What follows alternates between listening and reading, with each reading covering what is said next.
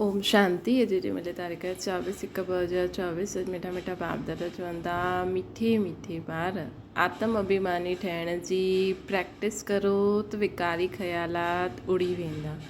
बाप जी यादि रहंदी, आत्मा सतो प्रधान ठही वेंदी।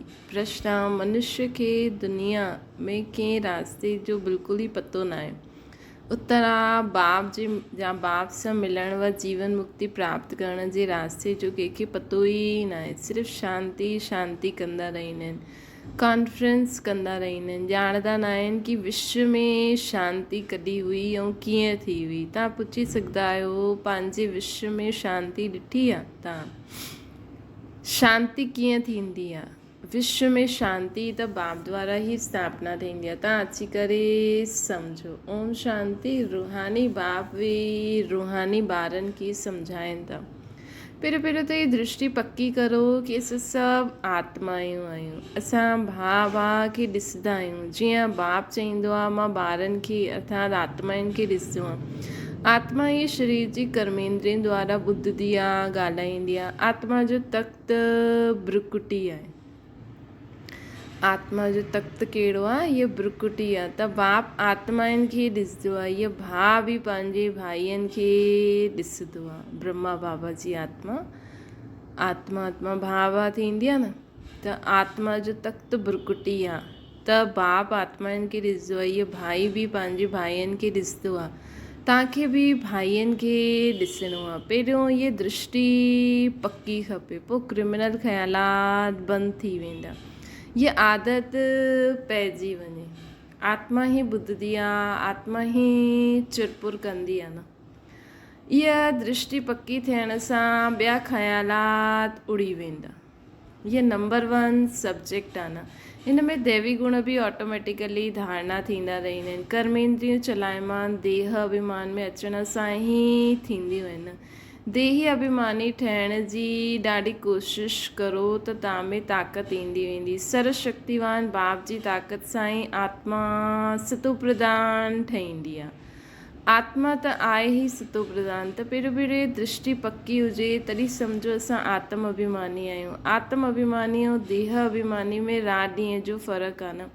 असां आत्माउनि खे हाणे वापसि पंहिंजे घर हलणो आहे। आत्मा अभिमानी ठहिण सां ई असां पवित्र सतो प्रधान थी वेंदासीं। ये प्रैक्टिस करण सां विकारी ख़्यालात उड़ी वेंदा। मनुष्य चईंदा आहिनि धरती जा सितारा। बराबरि असां आत्मायूं सितारा आहियूं न। इहो शरीर मिलियो आहे कर्म करण लाइ। असां हाणे तमो प्रधान ठहिया आहियूं। पोइ सभिनि खे सतो प्रधान ठहिणो ई आहे। बाप खे अचिणो ई आहे पुरुषोत्तम संगम युग ते। ईअं कॾहिं न चईंदा कि क्राइस्ट जे शरीर में ईंदा आहिनि। उहे त ईंदा ई आहिनि। ईअं कॾहिं न चईंदा कि क्राइस्ट जे शरीर में ईंदा आहिनि। उहो त ईंदो ई आहे। क्राइस्ट त रज प्रधान में ईंदा आहिनि न। कोई बुद्ध व क्राइस्ट जे तन में भॻवानु अचे ईअं थी न सघंदो आहे। उहे ईंदा ई आहिनि हिकु बार ऐं ईंदा आहिनि पुराणी दुनिया में नई दुनिया जी स्थापना करण लाइ ईंदा आहिनि। बाबा चईंदा आहिनि तमो प्रधान दुनिया खे सतो प्रधान ठाहिणो ई आहे। बाबा खे उहे ज़रूरु संगम ते ईंदा न। जॾहिं पूरी दुनिया तमो प्रधान थी वेंदी तॾहिं त ईंदा न। ॿियो कोई समय उहो अची न सघे। उन्हनि खे अची करे नई दुनिया स्थापना करणी आहे। उन्हनि खे चइबो आहे हेवनली गॉड फादर। श्री बाबा खे चइबो आहे हेवनली गॉड फादर चइबो आहे न। ड्रामा अनुसार संगम ते ई नाम श्री ड्रामा अनुसार संगम जो ई नाम। छोजो बाबा चईंदा आहिनि न मां पतित पावन आहे, मूंखे सभिनि जी सदगति करणी हूंदी आहे। त सर्व जी सदगति दाता कॾहिं ईंदो? जॾहिं सर्व जी दुर्गति थियल हूंदी। त ड्रामा अनुसार संगम जो बि नाम आहे न। श्री कृष्ण जो त बाप पतित पावन। श्री कृष्ण खे त बाप पतित पावन न चईंदासीं न। उन्हनि जी महिमा बिल्कुलु अलॻि आहे। बाबा सम्झाईंदा रहंदा आहिनि। पहिरियों कोई खे एम ऑब्जेक्ट सम्झायो। भारत में लक्ष्मी नारायण जो राज्य हुयो त हिकु धर्म हिकु राज्य हुयो न। आदि सनातन देवी देवता धर्म हुयो। हिकु ई अद्वैत धर्म हुयो। आदि सनातन देवी देवता धर्म हुयो, हिकु ई अद्वैत धर्म हुयो न। हेवन स्थापन करणु त बाप जो ई कमु आहे। कीअं कंदा आहिनि उहो बि क्लियर आहे। हेवन स्थापन करणु त हिकु बाप जो ई कमु आहे। उहो बि बाबा कीअं हेवन स्थापन करनि था उहो बि क्लियर आहे न। संगम ते ई बाप अची करे सम्झाईंदा आहिनि। बाबा ई अची करे सम्झाईंदा आहिनि कि कीअं कि देह कीअं मां अची करे हेवन स्थापन करिणो आहे। ऐं बाबा अची करे इहो बि सम्झाईंदा आहिनि कि देह जे सभु धर्म छॾे पंहिंजे खे आत्मा सम्झो। लक्ष्मी नारायण जे चित्र ते ई सॼी सम्झानी ॾियणी आहे। शिव बाबा जो चित्र बि आहे न, महिमा वारो चित्र ॾाढो सुठो ठहियलु आहे।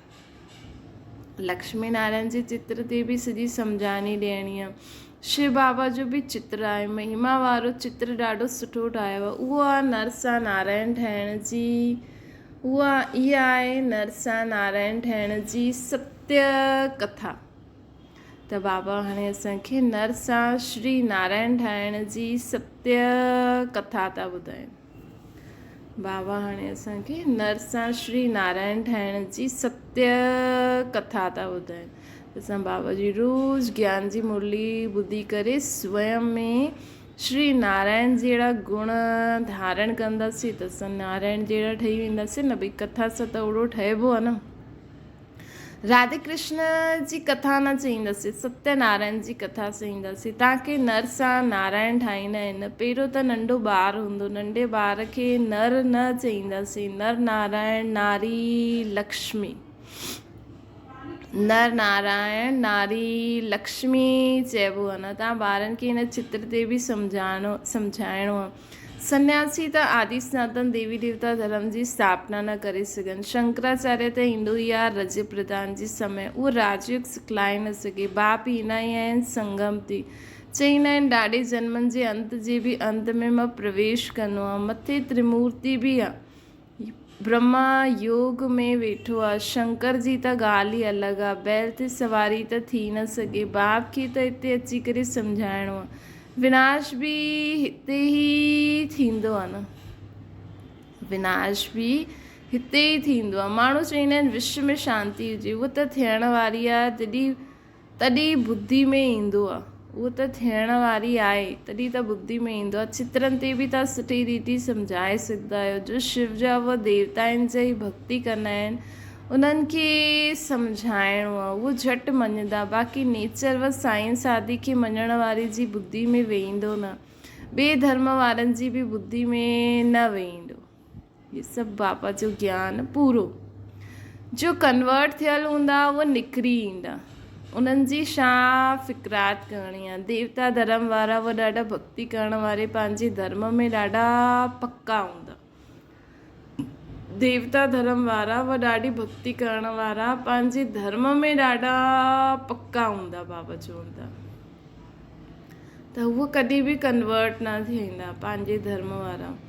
त देवताऊं जे पुजारियुनि खे सम्झायो, वॾा आदमी कॾहिं न ईंदा। सम्झो बिरला आहे, एतिरा मंदर ठाहींदा, उन्हनि वटि ज्ञान ॿुधण जी फ़ुर्सत ई न हूंदी। ॾिसो हर बाबा जी न बुद्धि हिकु कटोरो आहे, हिकु बर्तन आहे। हाणे हर हिक जी बर्तन जी पंहिंजी पंहिंजी क्वालिटी आहे, साइज़ आहे।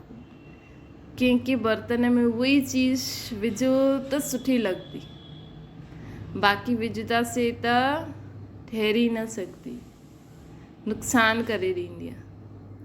त ईअं ई बाबा चवनि था कि हर हिकु आत्मा जो पंहिंजो पंहिंजो पार्ट आहे, लेकिन असांखे नब्ज़ चेक करणी खपे।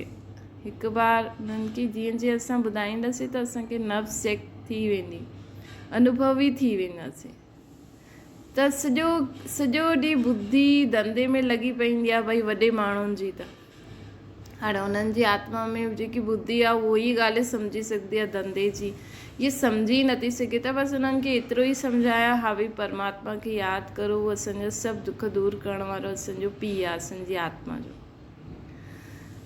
त बाबा चवनि था चलो उहो परमात्मा खे त यादि कंदा, जंहिंजो सॼो ॾींहुं बुद्धि धंधे में लॻी रहंदी आहे। पैसा ॾाढा मिलंदा आहिनि त सम्झनि मंदरु ठाहिण सां धन मिलंदो, ये देवताउनि जी कृपा आहे। पैसा ॾाढा मिलंदा आहिनि त सम्झाइनि असां मंदर में अॼु हाणे ॾिसो मंदर में केॾो धन लॻायो, ॾाढे माण्हुनि बि लॻायो हूंदो, सोचता भई देवताउनि जी कृपा थींदी असां ते। तव्हां वटि कोई अचे त लक्ष्मी नारायण जो चित्र उन्हनि खे ॾेखारे, चयो तव्हां विश्व में शांती चाहींदा आहियो त विश्व में शांती जो राज्य हिन दुनिया में हुयो। फलानी तारीख़ खां फलानी तारीख़ ताईं सूर्यवंशी राजधानी में ॾाढी शांती बि हुई, पोइ 2 कलाक घटि थिया, हिन चित्र ते ई सॼो मदार आहे न।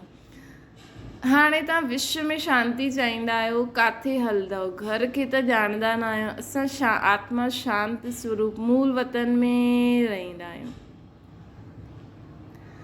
असां आत्मा शांति स्वरूप पहिरियों असां मूल वतन में रहंदा हुआसीं। उहो ई शांती धाम आहे, उहो हिन दुनिया में न आहे।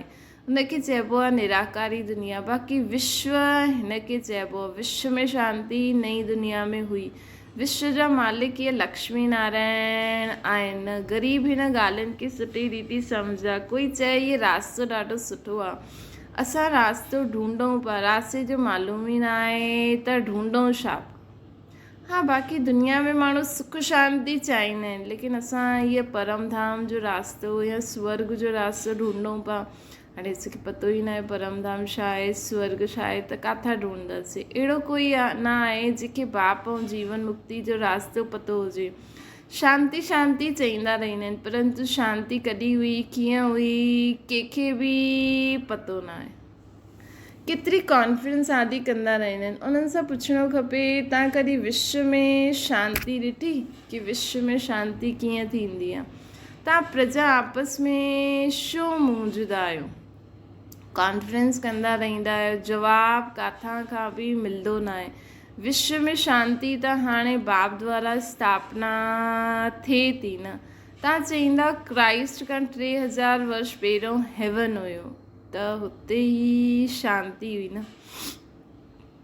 बाबा चईंदा आहिनि तव्हां प्रजा आपस में छो मूंझदा आहियो? भई असां विश्व में शांती था स्थापन करो, विश्व में असां इहे रास्तो ढूंढूं पिया। कॉन्फ्रेंस कंदा रहंदा आहिनि, जवाबु किथां खां मिलंदो न आहे। विश्व में शांती त हाणे बाप द्वारा स्थापना थिए थी। तव्हां चईंदा आहियो क्राइस्ट खां 3000 वर्ष पहिरियों हेवन हुयो, त हुते ई शांती हुई न। हुते अगरि हुते बि अशांती हुजे त बाक़ी शांती किथे मिलंदी? सुठी रीति सम्झाइणो आहे। हिन समय त तव्हांखे एतिरो समय ॻाल्हि करणु न ॾींदा, छो जी हाणे उन्हनि खे ॿुधण जो टाइम न आहे। त पहिरों जो हाणे त ॿुधंदा आहिनि, ॿुधण जो बि सौभाग्य खपे। बाबा जो ज्ञान ॿुधण जो बि उन आत्मा जो सौभाग्य हुजे। तव्हां पद्मा पदम भाग्यशाली ॿार ई बाप सां ॿुधण जा हक़दार आहियो। बाप बग़ैर ॿियो कोई ॿुधाए न सघे। बाप तव्हां ॿारनि खे ई ॿुधाईंदा आहिनि। इहा आहे ई रावण राज्य। त हिते शांती कीअं मिलंदी? रावण राज्य में सभु पतित आहिनि, पुकारंदा ई आहिनि असांखे अची करे पावन ठाहियो। पावन दुनिया त हिन लक्ष्मी नारायण जी हुई न। राम राज्य रावण राज्य में केतिरो फ़र्क़ु आहे। सूर्यवंशी चंद्रवंशी पोइ थींदा आहिनि रावण वंशी। सूर्यवंशी चंद्रवंशी पोइ थींदा आहिनि रावण वंशी। त हाणे रावण वंशी जी कुल जी जो आत्मायूं हूंदियूं, उहो कीअं सम्झंदियूं बाबा जी ॻाल्हियूं? हिन समय कलयुग रावण संप्रदाय आहे। वॾा वॾा माण्हू बि हिक ॿिए खे घुर घुर कंदा रहंदा आहिनि। ॾाढो अहंकार आहे, मां फलानो आहियां। त हिन लक्ष्मी नारायण जे चित्र ते सम्झाइणु ॾाढो सहज आहे। चओ हिननि जे राज्य में ई शांती, विश्व में शांति हुई, कोई ॿियो धर्म न हुयो। चओ हिननि जे राज्य में ई विश्व में शांती हुई, ॿियो कोई असांजे जॾहिं असांजो धर्म हुयो त ॿियो कोई धर्म ई न हुयो। विश्व में शांती सो हिते ई हूंदी न। त मूंखे इहे चित्र आहे, बाक़ी ढेर चित्रनि ते सम्झाइण सां मनुष्य जा ख़्यालात ॿिया तरफ़ हली वेंदा आहिनि। जो सम्झे उहो बि भुलिजी वेंदा आहिनि। तॾहिं चइबो आहे too many cooks spoil the soup. मतिलबु धीरे धीरे उन्हनि खे चित्रनि जे बारे में आहिनि। हेॾा सारा चित्र न मोकिलणु ॾेखारणु खपनि हिकु साण। ॾाढा चित्र हूंदा आहिनि न, पोइ सम्झी न सघंदा आहिनि। हसी कुड़ी जा मॉडल अथवा डायलॉग आदि जा हूंदा आहिनि, त मूल ॻाल्हि बुद्धि सां निकिरी वेंदी आहे। इन करे बाबा चईंदा आहिनि न, असांजो त ज्ञान ई आहे पंहिंजे खे आत्मा सम्झो, बाप खे यादि करो। बसि कोई विरलो ई सम्झी पाईंदो आहे कि बाप इहे स्थापना थो करे।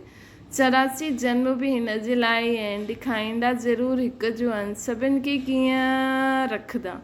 शास्त्रनि में बि हिकु अर्जुन जो नाम रखियो आहे। स्कूल में बि मास्टर हिक खे थोड़ी पढ़ाईंदो आहे, इहे बि स्कूल आहे न भई। शास्त्रनि में हिकु अर्जुन आहे त भई चलो कृष्ण ही अर्जुन प्रति त सिर्फ़ु अर्जुन थोड़ी हूंदो, लेकिन ये त शिव बाबा असां सभिनि आत्माउनि खे ज्ञान था ॾियनि न।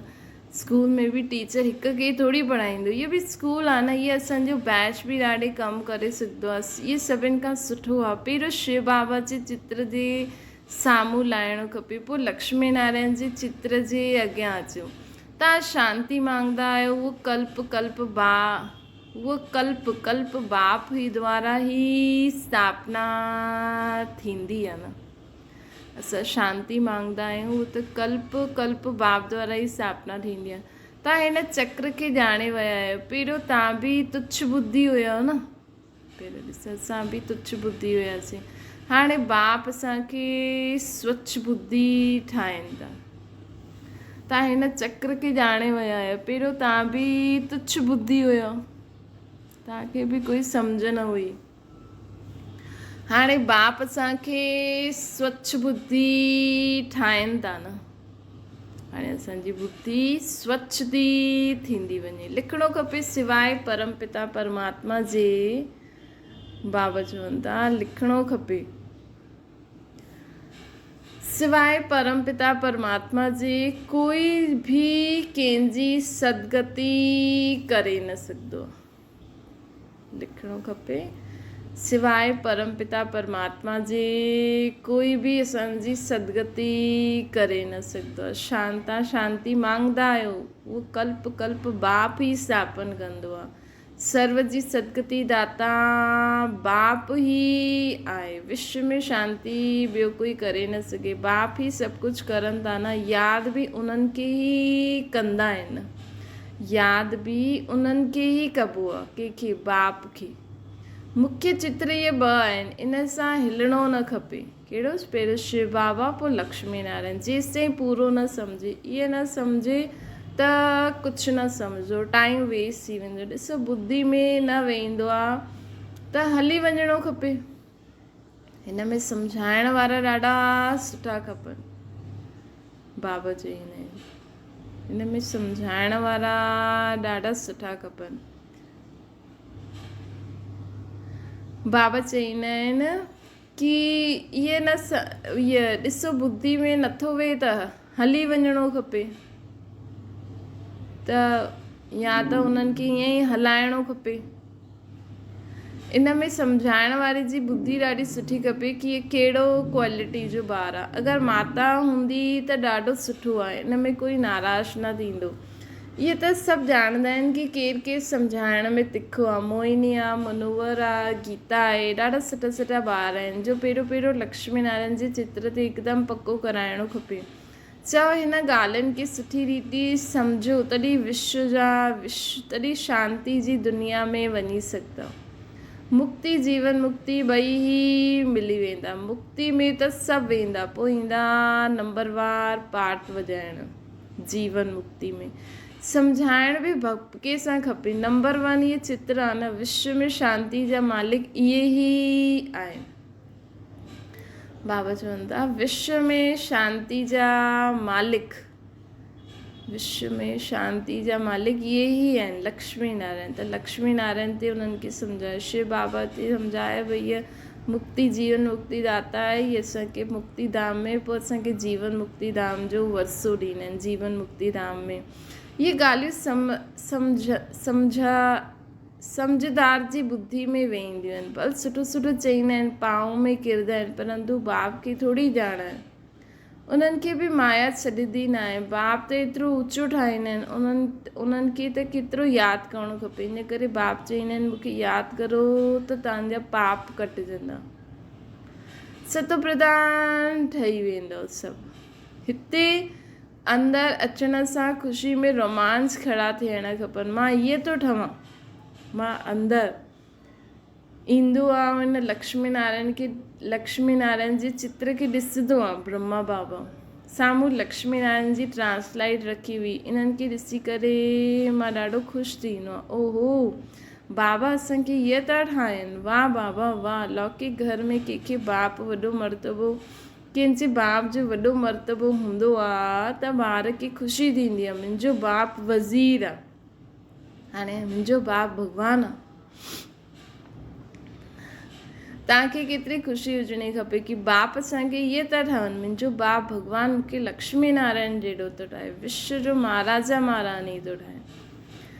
केॾी सुठी ॻाल्हि आहे न। तव्हांखे केतिरो ख़ुशी हुजणी खपे कि बाप असांखे इहे ठाहींदा आहिनि, परंतु माया बुलाए ॾींदी आहे, ॾाढो सामनो कंदा आहिनि। तव्हां ॿारनि खे ॾाढी ख़ुशी रहणी खपे, दैवी गुणनि जी धारणा करणी खपे। आत्म अभिमानी भव, आत्म अभिमानी भव, सदा यादि रखो मां आत्मा आहियां। भाई खे ॾिसो त स्त्री खे बि आत्मा जे रूप में ई ॾिसंदा। जॾहिं सभिनि आत्माउनि खे बाबा जे रूप में ॾिसंदा आहियूं त स्त्री पुरुष सभिनि खे आत्मिक स्वरूप में ॾिसंदासीं। पोइ क्रिमिनल आई हूंदी न। मनसा तूफ़ान तॾहिं ईंदा आहिनि जॾहिं तव्हां भाई जी दृष्टि सां न ॾिसंदा। सभी आत्मायूं असांजा भाउ आहिनि। हिन में ॾाढी महिनत आहे, प्रैक्टिस सुठी खपे। आत्म अभिमानी ठहिणो आहे। कर्मातीत अवस्था त पिछाड़ी में थींदी। सर्विस करण वारा ॿार ई बाप जी दिलि ते चढ़ंदा आहिनि।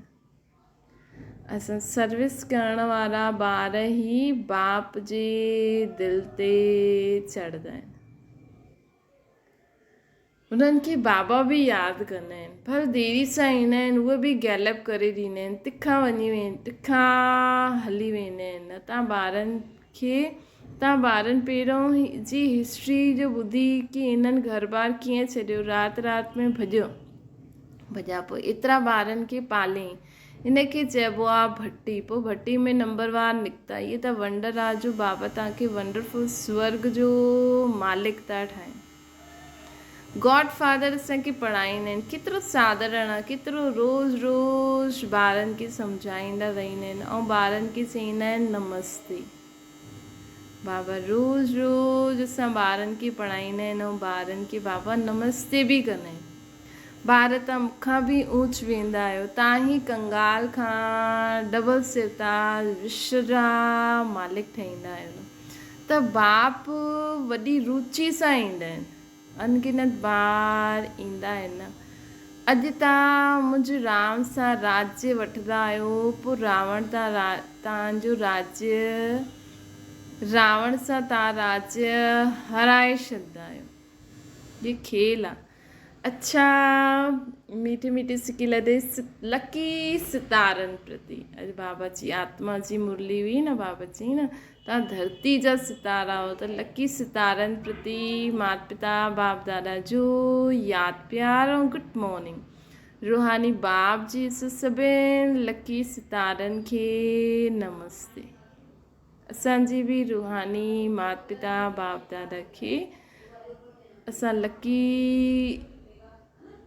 वॾो सितारा, लकी सितारनि जो बि वॾो सितारो बाप खे यादि प्यार गुड मॉर्निंग ऐं नमस्ते। शिव बाप खे बि मम्मा बाबा खे बि। धारणा जे लाइ मुख्य सार, असां त सितारा आहियूं। बाबा आहे सूर्य, ब्रह्मा मम्मा चंद्रमा। त असां लकी सितारनि जी बि बाबा सूर्य, मम्मा ब्रह्मा मां चंद्रमा खे यादि प्यार गुड मॉर्निंग ऐं नमस्ते। धारणा जे लाइ मुख्य सार, आत्मा खे सतो प्रधान ठाहिण लाइ हिकु सर्वशक्तिवान बाप सां ताक़त वठणी आहे ऐं ॿियनि खे बि ख़ुदि बि ठहिणो आहे ऐं ॿियनि खे बि ठाहिणो आहे। देही अभिमानी ठहिण जो पुरुषार्थ करो। असां आत्मा भाउ आहियूं। इहो प्रैक्टिस निरंतर हुजणी खपे।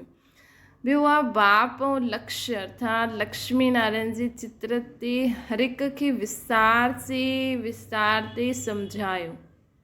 बाक़ी ॻाल्हियुनि में टाइम वेस्ट न करो। वरदाना धरनी नब्ज़ ऐं समय खे ॾिसी सत्य ज्ञान खे प्रत्यक्ष करण वारा नॉलेजफुल ठहो। बाप जो ये नयो ज्ञान सत्य ज्ञान आहे। हिन नए ज्ञान सां ई नई दुनिया जी स्थापना थी थिए। ये अथॉरिटी आहे, नशे स्वरूप में मर्ज हुजे, लेकिन हिन जो अर्थ इहे न कि ईंदे ई कंहिंखे बि नए ज्ञान जी नई ॻाल्हियूं ॿुधाए करे मुंझाए छॾो। धरनी नब्ज़ ऐं समय सभु ॾिसी करे ज्ञान ॾियण, ये नॉलेजफुल जी निशानी आहे।